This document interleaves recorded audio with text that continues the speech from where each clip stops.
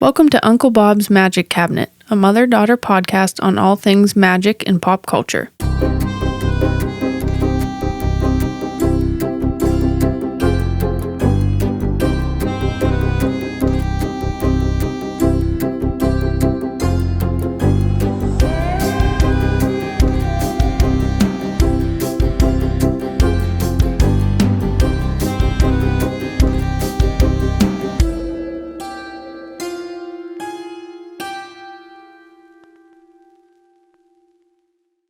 Three, 2, 1.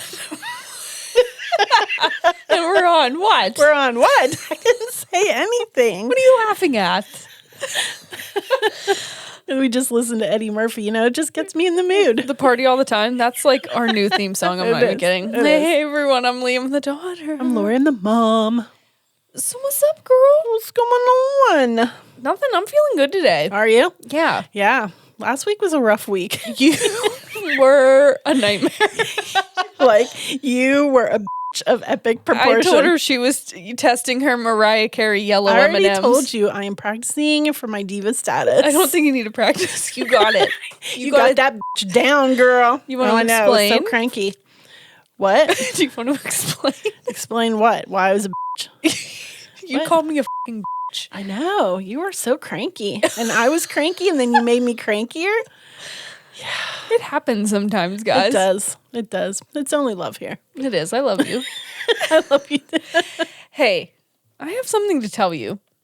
What is it? I've been hiding this from you all week. Oh, no. Just What to is get it? your reaction. What? Are you ready? Oh, God. What is it? Okay, if you guys don't know, I love Denzel Washington. Oh, you sure do. Like, you sure do. I used to have, okay, this is embarrassing. I used to have a cardboard cutout Yes. of Denzel. I have all of his movies. Yes. Like You had a 5x7 glossy on your nightstand for years. For tell years. anyone that. You loved him. I do. I still do. Yeah. Do you know what I found out? What? He's a Capricorn. OMG. Can we talk about this? Because I'm actually kind of upset. Oh, no. Okay, if you're just tuning in, I'm just kind of joking, but not really. Capricorn, I'm an Aquarius.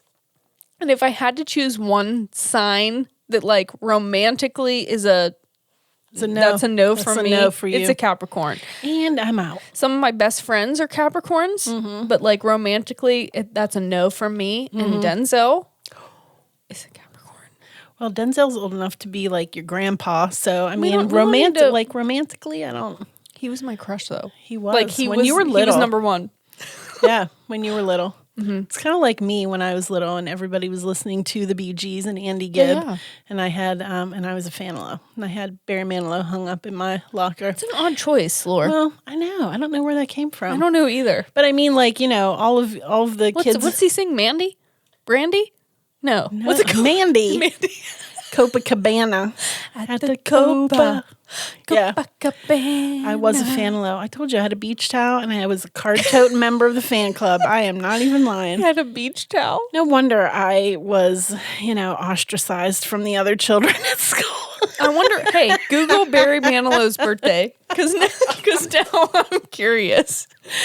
What's his sign? Because I'm a little Verklempt. I cannot believe I was low-key in love with a Capricorn. I need to reevaluate. Wow, you were June young. 17th, 1943. No. So Is he a Cancer? He'd be a Gemini. Would he? Yeah. Yeah. Gemini. Yeah. Oh, yeah, Gemini. That's See? interesting. That is interesting. Romantically, Gemini's for you, that's a no. That is a no. That is a no. Are we learning something about ourselves here? Because I feel like I am. young and foolish. Young and foolish. Attracted to the danger zone, Oh my gosh. Because I'm not even kidding. Okay, so my birthday is January 28th. And Denzel's is December 28th, a month before. So every year when it hits December 28th, I'm like, happy birthday, Denzel. I love you so much. And then a few days ago, I was like, oh my fucking God. That's a Capricorn. That's a fucking Capricorn. Wow. Mind blown. Are you I never even thought about it. So that's what I have to say to you. I've been hiding that from you All week. all week. Wow. That had to have been difficult for you. Did you see me tearing up a little bit the one day? And I was like, I can't talk about it. I'll tell you later. Tell you later. My God. I did want to talk about something else. Uh-oh. What? So I'm glad you've got talking points today. I do. I'm feeling good. I'm all out. Like I've had a good couple weeks. Yeah. Yeah. And it's just, I'm like appreciating everything in my life. Like I love where I am. I love who's in my life. I have some of the best friends. There's a lot of love going around. I'm just basking in the love. Yeah. Okay, which is that's not typical of me. Yeah, you're usually Daria. Oh, yeah. I'm a little bit of a downer. So the fact that I'm riding the wave, I'm trying a new thing. Picking up those good vibrations. I am. I'm picking up. No. I am a little bit. Awesome. I love to see that. Yeah, like I won a major. You're kind of glowing a little. Am I? Yeah. I won a major award in school. You did. That's so wonderful. Yeah, like I know everyone on this podcast thinks that I'm dumb because I can't figure out what 2 + 2 is. What's 2 + 2? It's 4. Thank you. I'm smart. Because I can't do simple math. But I won I know. There's an award given out every course for who the best was in class. And I got it. What was this award for? Storytelling. How fun. That is You're a good fun. storyteller. Oh, ouch. Thanks. Don't make me cry. So I'm kind of I don't know. I'm happy. Well, you should be. Yeah. Achievements should be awarded. Yeah, right? And recognized. I'm not dumb, guys. I won a major award. Fragile. Fragile. Well, I do have a bone to pick with you this week because you told everybody after last week's episode that we were keeping it Yule festive. Okay, we lied. We did. I thought maybe we needed Curveball. Curveball. And then you changed the game right in the middle of the week. I thought we maybe needed a little break. Did you? From the Christmas festivities. From the Yule festivities. Mm-hmm. What do you think about that? Oh, I mean, hey, we're in it now. We're committed. Yeah, so so my topic, this is going to lead into my topic. But to prepare for my topic today, I went back and listened to our very first episode. Oh, jeepers. And wow. It wasn't bad. Like it wasn't. Right. But wow, I was shy. Yeah. Yeah. And now, like, every other word out of your mouth is an F-bomber. Or a burp. Or burp. Yeah. Like, I'm just letting it fly. Yeah, I'm waiting for the flatulence to... It might have... Go back and listen. You might hear So the very first episode, this is number 30 we're recording. We're recording number 30. Dude, that's exciting. Talk about an achievement, right? Congratulations to the whole team. To the whole 3 of us and Anook. So yeah, I went back and listened because my topics kind of relate. So I was really shy. Yeah. Which is kind of unlike me because I'm not I'm a little fiery. Like when you know me. So then to go back, I've really come a long way and I'm more confident. And you you were nervous. Yeah. And I don't know if other people could pick up on that, but I could because I know you. Me. I'm not usually in the forefront. I know. Neither of us are. Yeah, no. We're introverts. I know. But look how far we've come. Yeah. It's 30 and I'm like, I got this. I'm confident as Yeah. Right? Yeah. I think that's cool. Yeah. So I don't know. I think it's awesome. I just wanted to say, I hope that if you listen to the first episode, you're still here. You just keep listening. Yeah. Keep listening. It gets better. But I think it's the same if you watch any television show. Like when we watch television series and stuff, it's the first season is already you always have to power through because it's character development and people are learning and they're, you're dipping your toe. Getting in their groove. Yeah. So I'm proud of us. I think we found our groove really fast. And I don't know, I'm really proud of all of us. And it's the 30th episode and I'm a little bit in my feels and it's fine. I mean, when you look at the set, we had a freaking black drape in the back and with 2 poles hanging it up. And, we've been able to purchase some equipment and, I know. That's really exciting. It is. And it's, I'm excited in 30 more episodes. Like, so for Where this, we'll be? Where we'll be. Like, I really am, Yeah. because we've come such a long way. Yeah. And thank all of you guys. Like, Yes, we really do thank you. appreciate all of you for being along Yeah. on this ride. And We sure do. And no. we've got some great things planned. So we do. we do. And it's exciting. And I can't wait. Oh my God, I'm so excited. And also, like, you've already informed me that I have to do the hot wing challenge or something. Yeah, so if you haven't checked out our Patreon, I would advise that you go do that. The link is going to be in our show notes. It's patreon.com/Uncle Bob's Magic Cabinet. But we're going to do the Hot Ones challenge, which is like eating progressively spicy wings while answering fan questions. That's going to be on Patreon. Remember that time Jake gave me that spicy nut? That spicy nut. And it, like, All my nuts are spicy. it Stop that cut right out now. my gas and light. Yeah, neither Like- of us are really good with spicy food. My favorite hot sauce is Frank's. it's Frank's. Yeah. That's not that hot. That's about as hot as I go. So we're going to eat spicy vegan wings while answering questions. So if you haven't already, join our my Patreon so you can, that's a New Year's video coming. I'm terrified about that. I am too a little bit. I'm losing a little sleep, but it's fine. Yeah. All right, you ready to get into the topic? Girl, I'm ready. All right, so because it's our 30th episode, and I felt like that was big. Yeah. Okay, That's that's a milestone. it is a milestone. And I wanted to take a little bit of a break from the holiday. Just, maybe some people aren't interested in elves. In And the Yule season. yeah, so Yeah. I wanted to take a little break. Okay. So I thought, let's go back to our roots here a little bit. Do it. Our first episode, I did Willow Rosenberg. Yes, from and- Buffy. From Buffy. And our namesake, Uncle Bob's Magic Cabinet, comes from Buffy the Vampire Slayer. Yes. So if you didn't somehow listen to the first episode, in Buffy the Vampire Slayer, the show, there is a magic shop that is called the Magic Box. But before it was called the Magic Box, it was called Uncle Bob's, Magic Cabinet. And Right. that's where we got our name. So I was like, for the 30th episode, like, I got to go Buffy. You got to do it. You gotta do it. So I had to pick our favorite episode. You're mad. I picked it and I was like, oh, Laura's going to be mad because she wanted to do it. That's totally fine, but it is one of my favorite episodes. It is. Yeah, in Buffy. Right. It is called Tabula Rasa is the name of the episode. And that's going to kind of be my lesson today. So buckle in. Yep, buckle up. All right. So it is season 6, episode 8 of Buffy the Vampire Slayer, the series. And it aired in 2001. Holy I feel old. Holy Right? Wow. 19 years. Did I do that math? Right.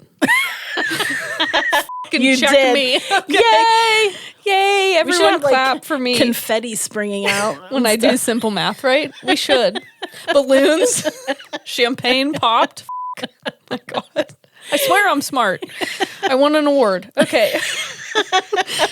Okay, the cast of Buffy is Sarah Michelle Gellar as Buffy Ann Summers. Allison Hannigan is Willow Rosenberg, who's my favorite. Yes. Nicholas Brendan is Xander Harris. Emma Caulfield is Anya Jenkins. Anthony Head is Rupert Giles. James Marsters is Spike. Getting Yep. Okay. Michelle Trachtenberg is Dawn. Ugh. You're like, she's the most annoying character She ever. fucking was. I'm sure Michelle Trachtenberg is nice as pie, but that character was god awful. But your favorite when you were a kid, Harriet the Spy. I did love Harriet the You Spy. loved that movie. I did. Yeah, that Okay, was her. so she gets some redemption. Okay. Sorry, Michelle Trachtenberg. I mean no harm. If you don't know what Buffy the Vampire Slayer is, I suggest you go back and listen to our very first episode, and please don't judge a book by its cover. It gets Right. better, I promise. It does get A little rundown. Buffy is, the chosen one. She has, I don't know, super strength. Superpowers. And she fights off vampires and demons and all kinds of supernatural things Yes. in a town called Sunnydale in California. Remember No, when I it's asked not you- real. I asked you if it was real. You did. I wanted to go visit there. It's not. I'm so sorry. I thought that would have been obvious, but it's okay. Okay, so here's a rundown of the episode again called Tabula Rasa. Okay, I'm going to give you a heads up. This episode is an emotional roller coaster. It is, yes. If you've seen the show, you'll understand. If you haven't, I highly do suggest you go watch it. It's a good binge. Yes. You will love it if you've made it this far in our show. It's definitely one of those. It's because it's got some extremely hilarious moments, but then it's like... super serious, it's too. It's a heart tugger. It is. Yeah. Tugs on them strings, Yeah, you know? yeah. Okay, so here's a little backstory. In the episodes prior to this one, shit is going wrong for the whole Scooby Gang. And the Scooby Gang is the group of Buffy and her friends that solve these, mysteries, basically. That's why they call themselves the Scooby Gang. And everyone is a little out of it and wonky. They're not feeling themselves. Right. You know what I'm saying?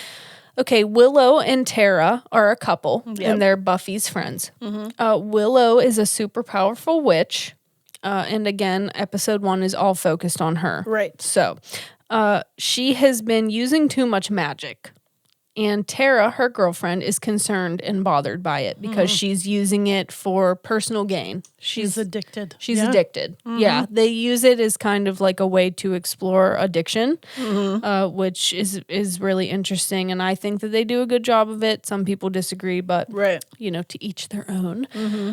So Willow and Tara get in a fight. And Willow casts a spell on Tara to make her forget that the fight ever happened. Right. So she kind of wipes her memory. Okay, Buffy and Spike. Oh, yeah. Ooh, man, are getting all hot. Hot and heavy. I wrote in my notes hot, H-A-W-T. Oh, hot. Oh, yeah. James Marsters as Spike. But, like, they're, like, girl having sex that, like, tears down a building. And I'm going to need knocks you to go watch down. it. Yeah. Yeah, right. Yeah. Some pent up sexual tension There's there. some steaminess, You'll feel all right after watching a few of these seasons. But she wants to move on from him because he's a vampire. She thinks he's beneath her. Yeah. She's not very nice to him. He is a vampire, but he does love her. But yeah, she's not very nice to him. So that's a whole nother storyline, which I'm sure we'll get into at some point. But yeah, she wants to move on, but he's like enamored with her. Yeah. Other shit is way wrong, but I'm not going to spoil that because, again, you need to watch the show. However, Willow tells Tara that she can fix everything that's going wrong with all of them, with all of the friends. Scooby Gang, with some magic. Right. And Tara is like, what the did I just say to you? How do I have to spell it out? Excuse me. Did you hear me? You're using too much magic. Right. Okay. Yeah. Tara tells Willow that she knows that Willow erased her memory of the fight that they had and explains why that is a total violation of her and her mind. Right. And Willow is like, well, what do you mean? Like, I violated you? Yeah. And we're going to get to that because it's part of my lesson. Tara tells her, and I have this in quotations because it's important, you don't use magic to make a fight disappear. It's not what magic is for. Right. And that to me is like, yeah, like you don't use it to change people and you don't use it for personal gain. Correct. Right. Ouch. It hurts a little bit. It's really sad. So Tara decides to break up with Willow. Right. Because she can't get her shit together, basically. And she crossed the line because she f***ed with Tara's mind. Right. She put a spell on her and invaded her privacy, basically. Willow says that she will go a month without magic to make Tara stay. Like, she's going to prove herself to Tara. That she's not addicted to the magic. That she's not addicted to the magic. And Tara says if she can go 1 week, then they can talk about maybe staying together. And what do you know? 1 minute later. 2 seconds later, I said, girl doesn't even go 24 hours. Like, a month? Who you kidding? Willow grabs a bag of flowers. That the bag of flowers that she used in the episode prior to make Tara's memory, get wiped. And she heads to the fireplace. And she says... No, that's not what she says. That's not what she says. She says, and I quote, "For Buffy and Tara, this I char. Let Leith's bramble do its chore. purge their minds of memories grim, of pains from recents, slights and sins. When the fire goes out, when the crystal turns black, the spell will be cast. Tabula rasa, tabula rasa, tabula rasa. And when someone says something 3 times, chances are it's not good. It's not going to go well. No. Yeah. So then she does this incantation and she dips out. However, she leaves the bag of flowers next to the fireplace. Amateur move. What the are you doing? Amateur. And the whole bag ignites. So everyone is Buffy, Willow, Tara, Xander, Anya, Giles, Spike, and Dawn. They're all gathered at the Magic Box, aka... You said Bach.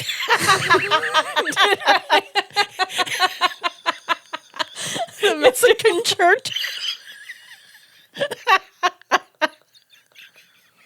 Like Bug Bach. Stop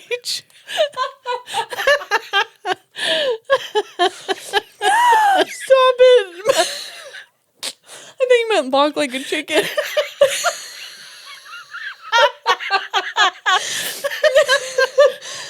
I was thinking the classical Johann Sebastian. The Magic Bach, and not band name called it. And not Sebastian Bach from Skinner. Oh, we've really taken a turn there. I'm sorry. Oh my gosh. If you understood any of that, that's Lord you're Leigh meant speak. to be here. Okay. Okay. So good. The Magic Box, aka Uncle Bob's Magic Cabinet. Okay. The bag of flowers catches fire, and everyone at the Magic Box passes the out. They pass out. So the flowers go boom, and they go night night. You got knocked the out. Oh my God. So when everyone wakes up, they have no idea who they are. And this is a funny as episode. Including Willow, right? Including Willow, who casts a spell. She's like, who am I? Yeah.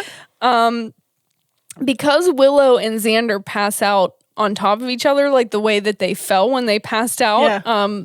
Willow's like cuddled. She thinks they're a couple. They think they're a couple. They assume that they're a couple. Same goes for Anya and Giles. Because he owns the magic shop. And, and like the way that they passed out, it looked like they were together. Romantic. And if you know the show, you know that that's hilarious. Not happening. Spike thinks that his name is Randy because of a coat that he has on. It says belongs to like Randy.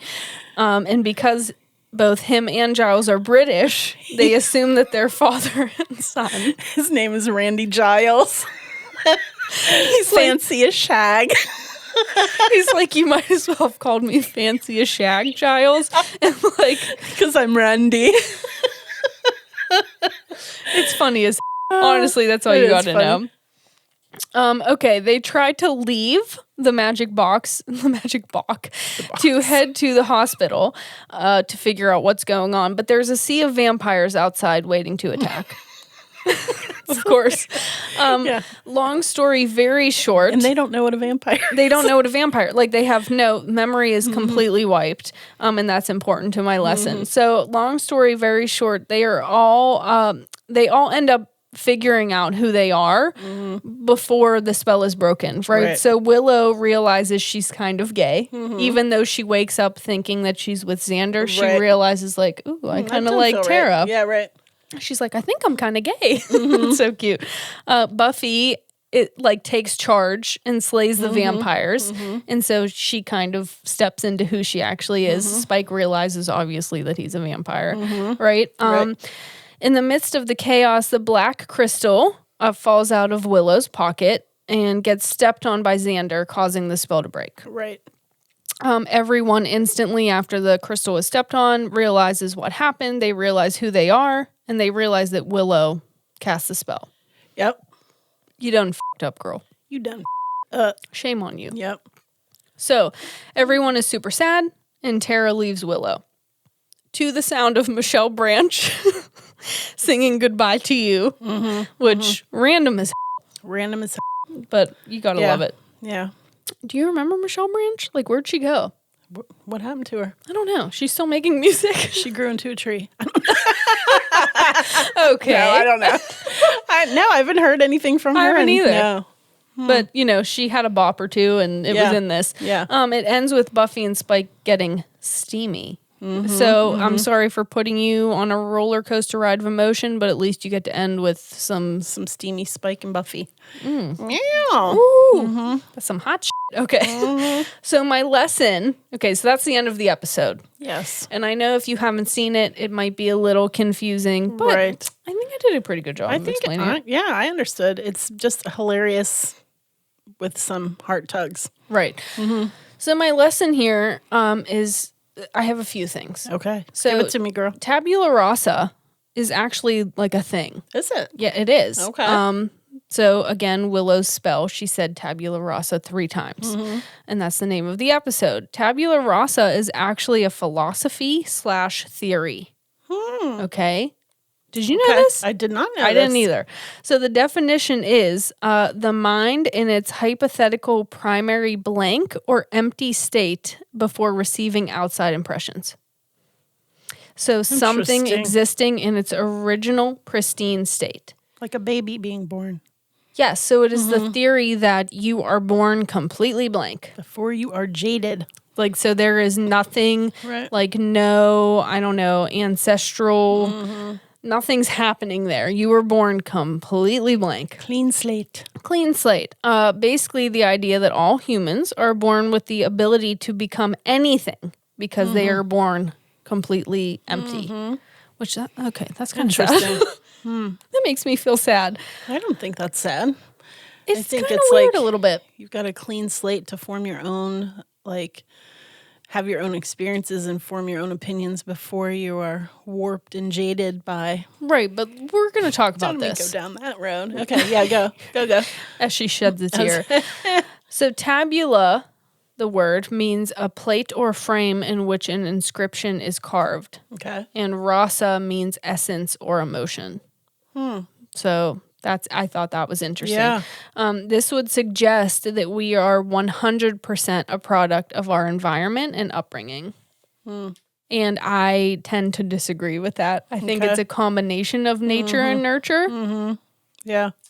And this would be saying, no, it's just your environment. Right. I personally believe that, there are some things that are passed down. Oh, for sure. And you're not born completely blank. It's not a completely blank slate. Right. You might have some challenges or gifts. Yeah. And I've actually read articles where they say that the mother passes through her genetic DNA. Yeah. Her bullshit. Literally. Her baggage, let's put it that way.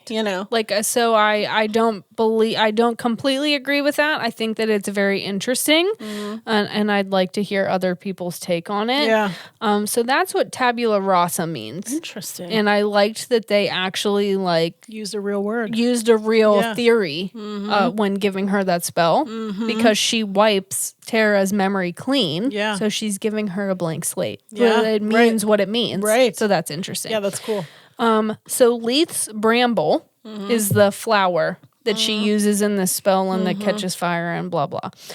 It's not real.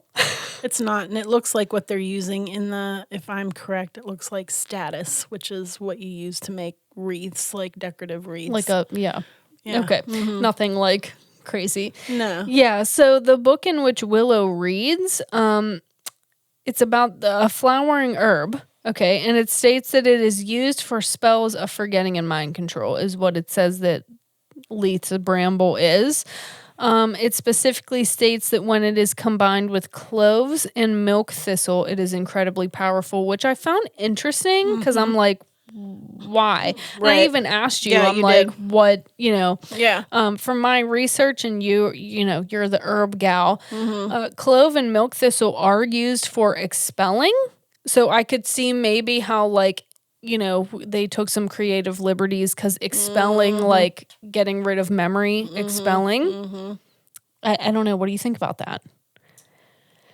Yeah, I mean, Cloves are a pretty powerful little herb, and I mean milk thistle I look more as like protective, but Right. yeah. That's what I was like, really? Okay. The only thing I could find is that they are kind of used for expelling things. Yeah. So Yeah. basically they took some creative liberties. Yeah. Like we talked about last Right. week. But my big lesson here is I wanted to talk a little bit about spells because I kind of realized that we haven't Right. really done like a lesson about spells. Right. Okay, so what is a spell? Oh, go. Okay. Is there a definition? There is. Is there? Let me tell you. Give it to me. Okay, the definition is a magical formula intended to trigger a magical effect on a person or object. Ooh. In the magical world, these are usually performed by wizards or witches. Okay, basically, it is when you focus your energy on a specific thing Intention. to reach a certain result. Yeah.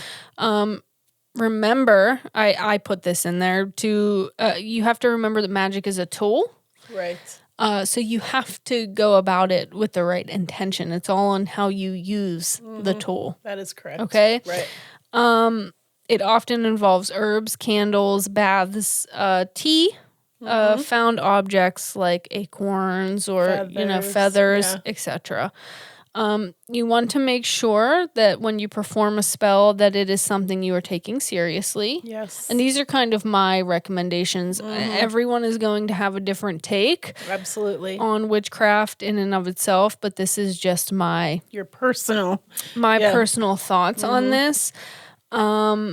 You have to take it seriously. If you're not sure, do some research. There are thousands of books out there by witches and hedge witches, and if you're not sure, Yeah. buy a book. Right. Do some reading. Do some research. Remember the rule of 3 always, and that is whatever you put out, it will come back to you times 3, and that's positive or negative. So if you put something negative out there, it's going to bite you in the basically. Sure is, yeah. If you want to learn more about that, I think in our when I talked about the craft, which was like one of the first 10 episodes, Right. we talked about the rule of 3. They can be super simple spells, or Right. they can be super involved. Right. I mean, it depends on what you're doing or the witch that's doing them. You can do them alone or you can do them with a coven. It's completely up to you. Right. And again, we're kind of like, We're solitary practitioners. we are, but we're also like laid back. Like We're very laid back. I am like whatever, as long as you're not hurting anybody, whatever you as, the witch or, whatever you want to identify as, do your thing. Like I'm not here to tell you that what you're doing is wrong. Right. But a lot of people think differently. So I'm just going to put that out there. With a coven, everyone's energy is being harnessed together For one outcome. for one outcome or intention. So it is, often considered to be more powerful. Correct, But it's kind of like if you like to roll solo, do your thing. If you, like to have some friends, Yeah. do it that way. Pay attention to your own intuition and see what you're drawn to. Like you are drawn to herbs. Yes, I am. Plants. Plants. Are my thing. Yeah. So you would probably do spells that involve plants. Absolutely. I am not. No. So that would not be what I... No, you're crystals. And I candles. like crystals and candles. You are a candle. Right. So that would be what I would use in my spells. Like I probably wouldn't reach for herbs because that's not what I'm drawn to. And that's really, you have to learn to harness your own energy and your own intention and figure out what works for you, honestly. I would say be a little loose with it. Test some things. Yeah. What feels right. Right. If you're into herbs, maybe grab a book on hedge witchery or, green witchcraft. Yeah. If you are drawn to the moon, maybe you start with a moon ritual or a full moon ritual. Right. You know what I mean? Like listen to yourself. Right. Because I think that that's like at the core of magic and witchcraft. It's harnessing your own energy. Sometimes I think because we get a lot of people that will ask questions, I do think that people think if they're not perfect at everything or they don't have a grasp on, herbs and crystals and spells and, Right. then they can't be a witch. And that's, I feel like everybody has their gift. Right. You know what I mean? Or their strength. Not that you can't be good at many things, but like I know for me, I'm always going to go to the plants first because I communicate with them Right. and they speak to me, and that's where I draw inspiration and power from. power from. That's what I mean. I really do think that at the core of it, it's about digging into yourself and realizing what Know you yourself. feel. Know yourself, man. And that's not easy. I'm Right. not trying to make No, it sound that's like difficult. it's easy, but I think that that's kind of the first step is like tapping into your own power and seeing what works for you. What worked for you might not fucking work for me. Like, I don't, no offense, I don't care about plants 9 times out of 10. Like, I just don't. Sorry. You don't. Are you disappointed? I saw that look. You're like, okay, so I did want to say to not be like Willow. That's kind of why I picked this episode. You have to always consider like ethics. Yes. You should never cast a spell that is meant to change someone or their thoughts, feelings, emotions. Right. Like that is a completely invasive. That's a big no-no. That's a big no-no. And there is a big argument in like the witchcraft community on whether or not that's assault because it's all about consent, right? Like if the person you are casting a spell upon is not consenting or like say it's a love spell and they're not interested and you're like, well, I'm going to cast a spell to make you love me. That's a no-no. You're trying to alter the way that they feel. You're trying to alter them without their consent. Right. And that also is usually not going to end up well because, No. that old adage, be careful what you wish for. Yeah. Because, it's not cool. yeah. I mean, just that's putting it lightly, but it's not cool. So I would urge you to think about what you're doing and what you're asking for. Right. Like, and I think that this episode is a great example. Willow is not using magic properly. Correct. She's using it for personal gain. She's using it to get something she wants, regardless of the other person's thoughts or feelings. Right. And that's a no-no. Right. So I wanted to give an example of a simple spell that you could start at home.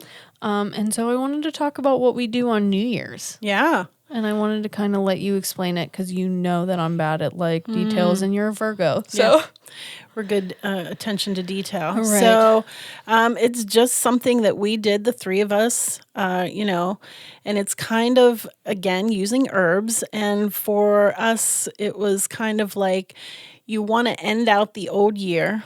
You want to thank for the lessons and release things that did not serve you or are not serving you any longer. Right. And I feel like you write that down, you burn that on a piece of paper. Yeah, so we all sat together and we wrote down on a piece of paper what was not serving us. To release What we from. wanted to let go of. And we burned it. Yep. And then Be careful. Yeah. Don't light your house on fire. And literally flush that down the toilet and send it on its way. Right. Goodbye. Release that. Yes, goodbye. And then we took a piece of paper and we wrote down like what we aspired. What we wanted to call to us. What we wanted to bring into the new year. And it's kind of like a prosperity spell, but that prosperity doesn't always mean money. It could mean, prosperity in a new job, prosperity in loving relationships. I mean, just prosperity in general. Right. So usually we use herbs. We took a piece of green cloth, which, brings abundance, and orange, or earthy abundance bringing colors. Right. So we use that. You burn a green candle. Put some herbs in there, like patchouli, a clove was another one that we put in there. We put the piece of paper in there, wrapped it up, and then we have like a cauldron that we burn. And we had some red cedar that we and what's lit. red cedar for?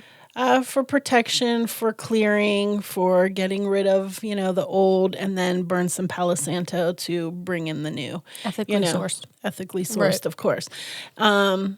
And then we did that at midnight at the Stroke, you know. So Right. it's kind of like Midnight of Garden, Good and Evil, you know, 1/2 hour before and 1/2 hour after. Yeah, so it was basically like letting go of what we wanted to let go of. And 1/2 hour before. Right, and calling, what we wanted to bring in the new year. So, I don't know. That was kind of my spiel on spells. It's really more in depth than that. It is, yeah. And if you guys are interested, I would love to know, and we can go more in depth. Yeah. But I kind of wanted to use this episode of Buffy as like an intro to like the do's and don'ts. Yes, you have to be careful in your wording.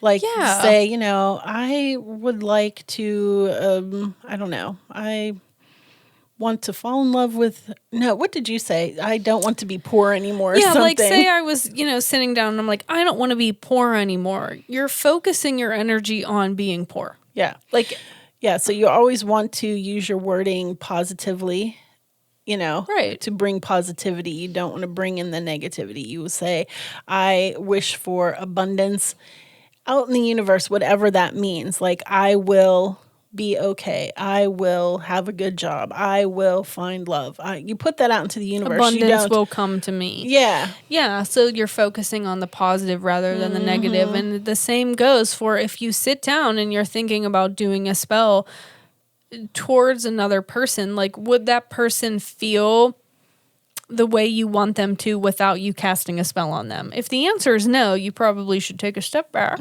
Yeah. And think about what you're doing. And rethink that, yeah. Right. And this to me is like the best episode because Willow loves Tara and she didn't mean to. Yeah, she wasn't doing it to be hurtful. She wasn't doing it to be malicious, but she crossed a line. And I think that is kind of I don't want to say an easy thing to do, but if you're not careful, there's always a consequence. There's always a consequence. And she paid it because Tara left her. Right. So yeah, if you're interested in spells, like we do a lot of simple ones that anyone could do with stuff that's laying around your house. Like, you don't have to go out and buy a bunch of stuff. Right. So if you're interested in that, I don't know, let us know because then we can like dive into that more because I think that's fun. Oh yeah, good stuff. That's my lesson on the do's and don'ts of spells and kind of the basics. I like it. Do you like it? It's good stuff. Thanks. Yeah. It's a funny episode. Again, it's hilarious. You're going to hear me say this a trillion times. Go f***ing watch Buffy. If you haven't done it, just go do it. There's a lot of lessons to be learned in that show. There really is. There really is. And they do it in a, kind of it's entertaining. Yeah, an entertaining way. Yeah, it's good stuff. So that is Tabula Rasa. Tabula Rasa. All right. Am I up? First. But first, we have to hear from our sponsor. Wonderful. This episode is sponsored by Grandpa and Chill, a fun new podcast that we know you guys will love, starring Brandon, Sierra, Finus, and of course, Grandpa. Here's the spiel. A grandson sits down to chill with his grandpa and friends, bridging the gap between millennials and the silent generation. Every episode is filled with in-depth conversations, and no topic is off limits. Sounds cool, right? Topics range from silly stories to heartbreaking tales and even feature a special call-in guest every episode. If you're looking to sit back, unwind, have a laugh, or possibly a small cry, make sure to check these guys out. Episodes are available everywhere you'd want to listen, including Spotify, Apple Podcasts, and Stitcher. Head to the link in our show notes to give them a listen today. Take it from me, it will absolutely be worth your time. Thank you again to the Grandpa and Chill team. My turn. It's my turn. My turn. All right. Do you know what I'm talking about today? I do. Is it what I'm wearing? It could be, the Vincent Price sweatshirt that you have on. Yeah. I'm assuming that it's Vincent Price related. Girl, you know that I love Vincent Price so much. He is like my favorite. My favorite. So when we changed things up this week, I stuck my foot in it. Oh, no. So I have been trying to do something with Vincent Price related ever since we started this podcast because I just love him so much. So I was like, well, I'll do the Cry of the Banshees and then I can talk about the lore and the myth of Banshees, right? Right. It has been forever since I saw this movie. So let me just get right into this right now. Okay. So Cry of the Banshee, 1970, British horror. Okay. We had a whopping $450,000 budget. Is that a lot? No. Okay. No. And it took in a paltry 1.3 mil. Did you say poultry? Paltry. What the does that mean? Sad. Little. Poultry. I thought it meant chicken. No, that's poultry. I said poultry. Okay, poultry. So let me just say right off the bat that this is considered a B horror, right? A B horror movie. So we already know when we're going into B horror movies, It's bad. bad. B right? for bad. B for bad. Bad scripts, bad lighting, bad sets, bad acting. They're just bad. And that's part of the appeal, right? It's bad. It's just bad. So you go in knowing that it's going to be bad, and it's like funny, right? gonna be trash. You know that you're seeing the strings hanging off the skeletons. You know that there's an exorbitant amount of spider webs everywhere. Right. And It's I over love, the top. It's ridiculous. and their set design is like the 10, tiered candelabras. Right. It's tacky. It's so tacky. It's tacky crap. Right. So You're tacky and I hate you. You're tacky and I hate you. You see me after class. Anyway. So I'm not a huge, I have friends that just watch B horror movies. Ew, God. Okay. So I really just like Vincent Price B horror. Right. Because he is a shining star. I'm going to tell you that right now. He is the shining star. It is, because in these movies, no matter how big or small that his part is, he always he pulls it off. Hold on. What's his birthday? Have we talked about this I think before? May. I want to say, is he a Taurus?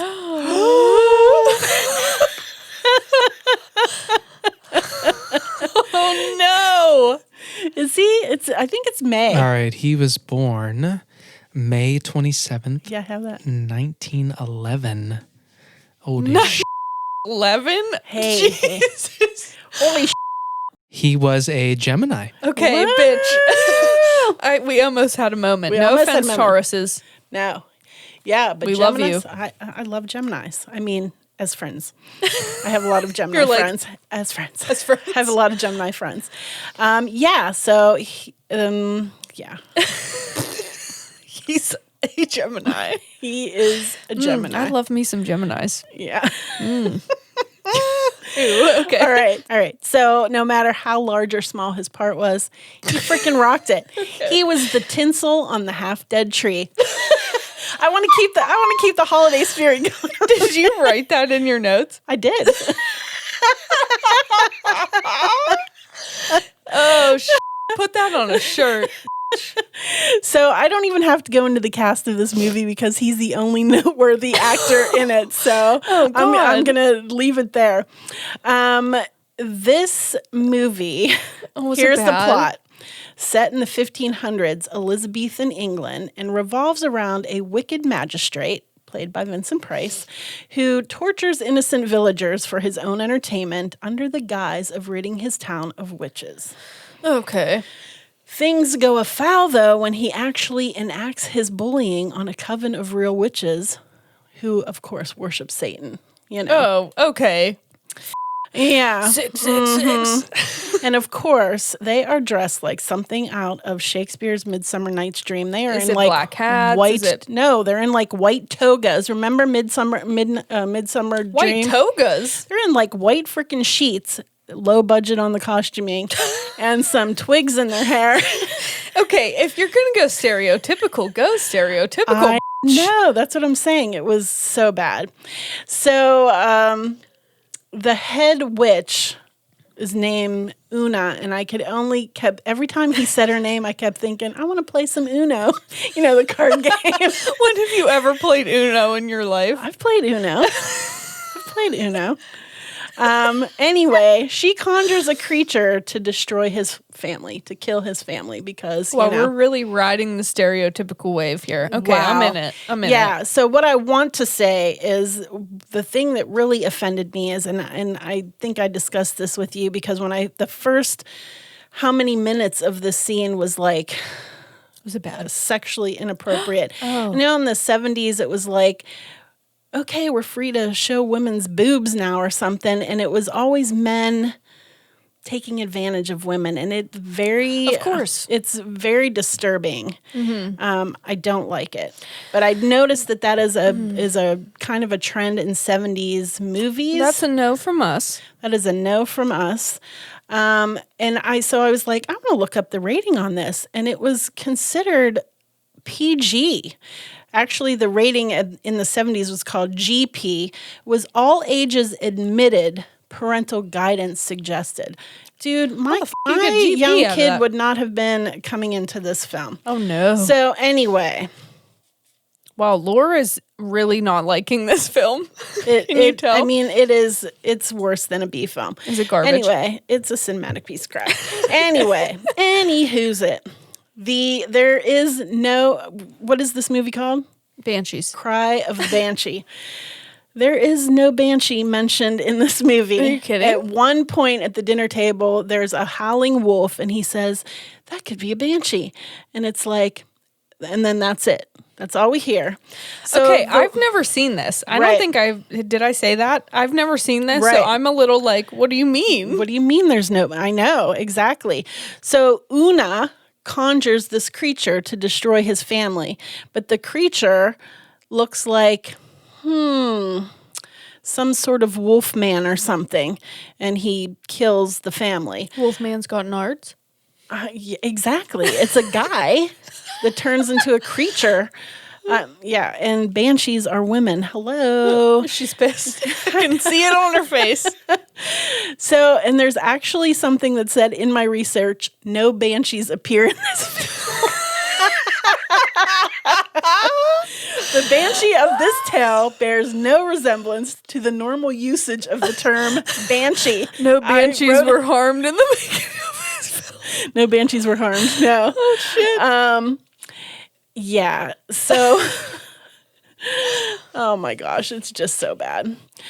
Anywho's it. Here's the highlights of this movie. I love when you say that. Anywho's it. Here's the highlights. You ready for this? I'm ready. I wrapped up this movie real quick. Wrap it up. So besides Vincent Price, that's it. That's the highlight. Oh. This is celebrated as his 100th screen film. 100th. Oh, well. It is his last gothic horror role. Oh. Okay. I wonder why. The title sequence was actually designed and animated by Terry Gilliam. Do you know who that is? Terry Gilliam, Future yes, I do. Monty Python member and director in his own right. He did The Imaginarium of Dr. Parnassus, The I Brothers did. Grimm, Fear and Loathing in Las Vegas. I knew that, yeah. The costuming was so bad. I mean, it's just worth it to go see the costumes. Like I said, the witches and togas, but Vincent Price. Witches and togas, that's a new one. Isn't it? I love that. It's that was sarcasm. And the chanting. Anyway, Vincent Price is wearing a chain around his neck that would make Flava Flav jelly. Look at her pulling out that fucking pop culture gem. Oh my gosh. Was it a clock? No, it was this huge chain with this silver gold medallion. Funky gold medallions. Was it Robin Gibb-esque? It was Gibb-worthy. Oh, So the last tidbit I have on this movie is that it actually inspired the name of post-punk rock goth group Susie and the Banshees. This movie did. This is what movie. This is what did it. This. Not the lore of Banshees. This. Correct. Okay. So cool points have been lost, but all right. So I kind of had to, shift a little. I had to shift a little because I'm like, this is not going to take me long to go through this movie. It was bad. But I love Vincent Price so much that, I'm going to talk about him a little because I'm going to redeem him. Okay, do it. But first, I said, Cry of the Banshee. Let's talk about Banshees. I would love to learn about Banshees. That's what I thought I had signed up for You're not today. You're not going to learn from this movie. Oh, no. All right, so Banshees are a supernatural being in Irish and other Celtic folklore. Okay. You are more likely to hear her, than see her. And she is known for her mournful wailing at night and was believed to foretell the death of a family member or a person that hears her cries. Okay. Okay, so you don't want to hear her. You don't want to hear the banshee. Right. No. Banshees appear in places of great sorrow and pain. They do not cause death, but they are considered harbingers of death. So they come to warn you of death. Okay, are they the female version of Mothman? Ooh, yeah, probably. Okay, I love it. Oh my gosh, yeah. They are known in Ireland by many names. Hag of the Mist. Hag of the Mist. New band name called it. Hag of the Mist. Hag of the Mist. Haggis. Little washerwoman. What's that about? And I'll tell you why they called her that, because she could be seen washing the bloodstains out of the clothes of the soon-to-be departed. I know. That's weird, right? A little bit. So the word banshee is Old Irish, and it means woman of the fairy mound.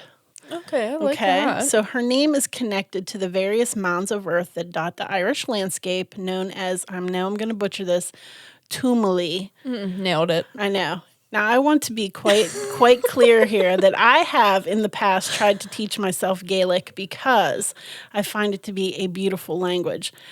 It's hard. Ooh, that's a hard one. It's rough. I need a Gaelic coach. Hey, do you thatch roofs? Do you know Gaelic? Now's your chance. Sign me up. So I'm probably butchered that. But so the Irish landscape known as Tumuli, which traditionally covered a grave or graves and were said to be home to the spirits of the dead. Oh, wow. Okay. The first accounts of banshees date back to 1380, and there are several origin stories about them. Love as it. there always are, right? Right. So she could be seen, the first origin story is the banshee could be seen as loving and a protector. Okay. And it would be the ghost of a young woman who was brutally killed, and her death was so horrible that she now watches over families and loved ones, warning of impending death. She is the loving version and is actually thought to come to escort the loved ones safely, ensuring their safe passage to the other side. Okay. Ow. Yeah. So. Ow. Sounded like Cardi B. Did I? Yeah. I don't know what Cardi B sounds like, but. Nailed it. So another possible origin story, which I thought was interesting, is that banshees come from keeners, who come out of the 8th century. Keeners were women in Ireland who sang songs of lament at funerals. Now, actually, in The Cry of the Banshee with Vincent Price, Vincent Price, when one of the people in his family are murdered, there's these women weeping around the coffin, and and I think he calls them weepers. And he said, "How much are we paying the weepers? Make sure they sing until the morning." You know what I mean? So there was a little bit of a connection there, but they're actually called keeners. So they sang these songs of lament, but often they accepted as payment alcohol, and that made them sinners. And so then they were doomed to become banshees. I was just thinking, like, I'm in. I'll sing you a tune for some alcohol. Me. So they were doomed to become a banshee because, they accepted alcohol for their tunes. Well, the most well-known version is the angry version of the banshee that most of us are acquainted with. Yeah. So while they were alive, they had reason to hate their family or family members, and they appear as distorted, frightening apparitions filled with hate, and they actually celebrate the demise of those they appear to. okay, like in Charmed. They were in Charmed. Uh-huh. Right. And that was kind of the storyline. So there. that's mainly most people know of the angry version. Right. So if you happen to catch sight of one, this is what they'll typically look like. Okay. They usually appear in 3 forms. Do you know what they are? No. The mother, the maid, or the crone. No. Mm-hmm. You mean like the baby witch and the magic mama and the old hag? Yeah. Okay. They're non-corporeal, so they're apparitions. They're considered beautiful. They usually are wearing a white or silver dress, and they have long white or silver hair, but their eyes are always red from their constant crying, because they're constantly crying. They're sad. I'm sad. I know. It's a sad ghost. It's a sad ghost. Okay. Her arrival was always signaled by shrieking, wailing, or keening, and her cries were said to be able to shatter glass and drive one mad. Leave that in. Leave it in. That was not me. There was a frog in my throat. What I thought was interesting, though, is that each family was believed to have their own banshee. What do you mean? Like each family or clan, and specifically they liked to appear to families that had O or MC in their name, like O'Brien or McNamara. Well, that sucks. Jake, you safe? We're good. You good? We all right. Our original family name was O'Morrissey. Okay, was it really? Mind. We're not Morrissey? You're not good. Back. We're not safe. The Banshees are coming for you. So you can usually you can see Charm does one, Supernatural does one, Sabrina, The Adventures of Sabrina, so the new Sabrina. Right. You hear the Banshee is in Darby O'Gill and the Little People, and also in Leprechauns, which we're going to talk about, and written about in literature, Right. So much literature. Yeah, so what do you think about that? I'm kind of sad. Mm-hmm. They're sad apparitions. They make me feel a little sad. Yeah, Yeah. Because they're always wailing and crying. Am I going to be a banshee? Tell me right now. The wild banshee. I feel like I'm destined to be a banshee. Yeah. We had, I don't know if you remember this, we did a live stream a while ago, and we had one of our followers say that they swear that their father, and I hope you're listening, saw a banshee. Well, they say now that they're more myth and folklore, and that the younger generations do not believe in the banshee. But back in the day, like grandparents or whatever, just back a few generations, it was considered sacrilege to not believe or, adhere to the lore of the banshee, because they're thought to be taken seriously. I take them and seriously. They get what my reading said, they garner the same respect as the leprechauns in Ireland. So, right. Should definitely take them serious. Yeah, I mean, we had someone that was, very seriously my father saw a banshee, and so I wonder what it looked like, because usually the maiden form is the loving, right, and the old hag is the mean one. So of course, go figure there.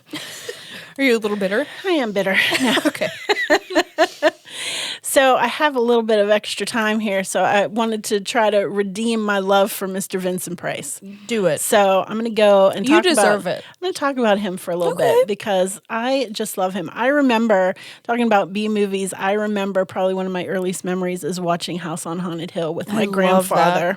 And so I've just always loved Vincent Price and his movies, and he kind of reminds me of my grandpap a little. He looks exactly like him. Yeah, he does, right?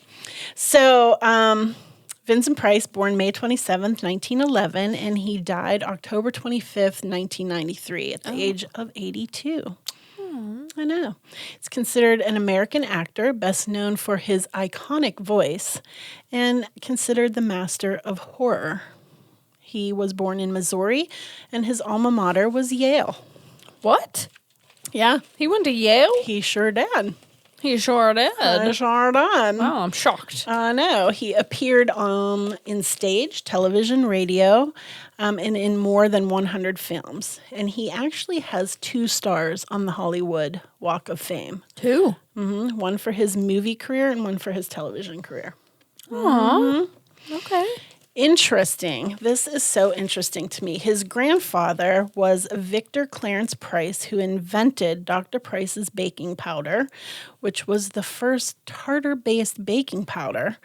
But it's I know you're like, why did you have to pull that? But does that mean? Because it's secured, so his family was very well off. They became very rich from his baking powder? From the baking powder. And it secured his family fortune. And so, no, that's how he could afford to go to Yale.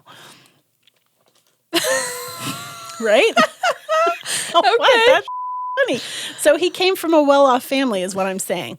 Maybe I'm just jealous, but maybe, okay. But he... you couldn't have fucking invented baking powder? But if you ever notice how he carried himself, he was very... poised. And déclassé. He was very classy. Mm-hmm. He's a classy dude, man. He was of English descent and an actual descendant of Peregrine White, the first white child born in colonial Massachusetts, born on the Mayflower while it was docked in Provincetown Harbor. So he is like... déclassé. Yes. He's right there. He started out as a character actor and established himself as a recognizable horror movie star after his leading role in House of Wax in 1953. I love House of Wax. That's like one of my favorites. Mine too. Yeah? Mm-hmm. Not the 2005 remake with Chad Michael Murray, Jared that has its Padalecki, place, and but Paris Hilton. it's different. Also, so many of his movies, he's considered so iconic, but many of his movies have been remade, like The Fly. Of course, Jeff Goldblum. Jeff Goldblum. New band name called it. Gold Boom Boom. Oh my gosh. So he did the... Just give it a moment. Let that sink in. Oh no, what? Is that real? Oh my God. Jeff Goldblum on the nude beach. Oh my gosh. So he made The Fly, and I'm just gonna keep going there. Just gonna keep going. So he made The Fly in 1958, and Jeff Goldblum remade it in 1986. Sure did. Jeff Goldblum. Gold Boom Boom. Oh my gosh. Let you boom boom down. That's hilarious. House on Haunted Hill came in 1959 and was remade in 1999. I do like that remake. I do will too. say. Some Tay Diggs.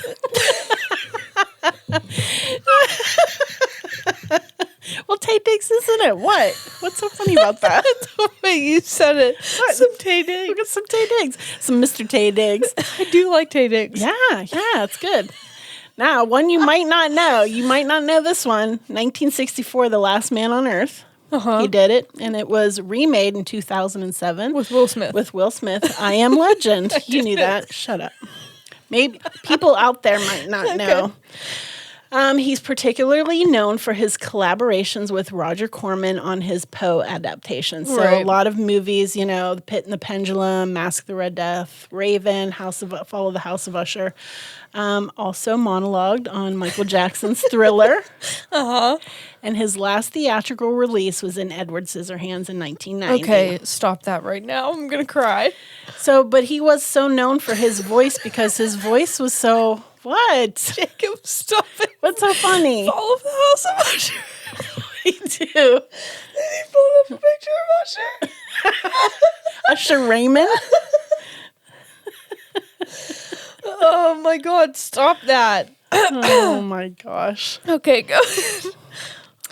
So he voiced Tim Burton's Vincent, which was based on him, and Professor Ratigan in The Great Mouse Detective. Okay. And he was Irontail, and here comes Peter Cottontail, which I love. So, two things I wanted to say before I cut out. Okay. This I found so interesting. He was actually an art collector, an avid art collector. He had his degree was in art history. I knew that, yeah. He was a gourmet cook. and had a lifelong love of roller coasters. I had to throw that in there. Okay, that's odd, but But Vincent and Mary Price donated 90 pieces from their private art collection and a large amount of money to establish the Vincent Price Art Museum in East Los Angeles Community College. And it is the first teaching art collection owned by a community college in the United States. And ultimately, the two of them donated 2,000 pieces of art. okay. So I thought that was really interesting. I knew about his art history thing because I studied art in college. Yeah, and I knew that. But I didn't know about so do we need to go? Yeah. Okay. Absolutely. Of course. Love that. And he himself was an artist. So I knew that too. Yeah. Yeah. Yeah. He's done some. Well, actually, that bag you bought me is his art, right? Is it his art? Yeah, so you can go. I think it's called the Vincent Price Foundation or something. It's the Vincent Price at Master of Menace. His daughter Victoria has a website called Vincent. It's Vincent at vincentprice.com to keep her father's legacy alive. Right. So there's shirts on there, and you bought me the bag, and right. Yeah, so you can go on there and check that out. And actually, so his daughter Victoria, I'm going to end with, says that he may have been the master of horror on screen, but was a great dad off screen. This is what she had to say. He was somebody who did not see differences. He saw all of us as being connected as one, and he was an anti-elitist, tolerant, accepting, and kind, promoted freedoms of all kinds. He spurned segregation and hate in the 50s, and when Victoria came out as gay, he was fully supportive and one of the first celebrities to do public service announcements discussing AIDS. So he just seems like such a cool dude. Okay. That's nice. Yeah. I like I mean, I'm really happy to hear that he, sometimes you like have these idols and you find out that they're kind of pieces of shit. Yeah. Yeah, I think we do a really good job. I think the people that we like are usually pretty cool human beings. We've got some winners, yeah. Except Denzel's a Capricorn, so I don't know. I have to investigate. I'm just kidding. I'll do some further deep diving on that. Yeah, so please go check out some Vincent Price. What is your favorite Vincent Price movie? I really do love House on Haunted Hill, but I've also always loved House of Wax. I do like Pit and the Pendulum too. Yeah. Yeah, I mean, there's so many. I mean, out of over 100 films, Comedy of Terrors. I don't think you've ever watched that. I have not seen that. 1963. Peter Lorre, Boris Karloff, and Basil Rathbone. So freaking hilarious. I love that one. That's probably one of my favorites. I think that he does remind me of my great grandpa, your grandfather. But I do love his movies. And there is always magic involved somewhere. Oh yeah. So I feel like somewhere in the future we'll be able to tap into him a little bit more. But I just wanted to set him up with a little background. And I love that. I really like that. Seriously, that was a good one. Yeah, he's just a cool dude. So he's a righteous dude. He's a righteous dude. Yeah, so maybe visit, I don't know, that website we just dropped and get yourself a tote bag. Yeah, I don't know. Check out his daughter and keeping her dad's legacy alive. Aww. Yeah, and I think they do like live things where she'll host them and you can ask questions about his movies and stuff like that. Well, that's cool. Yeah, so it's a cool site to check out. All right, I love that. Yeah. Way to go, Lore. Thanks, man. Up top, girl. Thanks, girl. All right. I mean, is that... I think that's, I think I covered the movie that was, pretty crappy. And then we talked about the lore of Banshees. And then, I redeemed my love of Vincent Price with, some info on some of his other awesome movies. And pristine execution, 10 out of 10. All right. Good. 2 enthusiastic thumbs up. All right. You know what that means. What? It's time for Killer Quotes of the Week. Sweet. Da-na-na, da-na-na. Okay, mine is, I just want to be alone and quiet in a room with a chair and a fireplace and a tea cozy. I don't even know what a tea cozy is, but I want one, which is Buffy Summers, and that was sent in by Sophie G. Nice. Thanks, Sophie G. Nice. All right, am I up? Let's see. Oh, be excellent to each other from Bill and Ted. and their excellent adventure. That's sent in from Miss Eclectic Mama. Thanks so much. We love you guys. Yes. Thanks for sending in your quotes. If you want to be next week's Killer Quote of the Week, make sure to follow us on Instagram at Uncle Bob's Magic Cabinet, and we'll tell you what to do. If you want some bloopers and extra goodies and extra episodes, make sure to check out our Patreon. Yeah.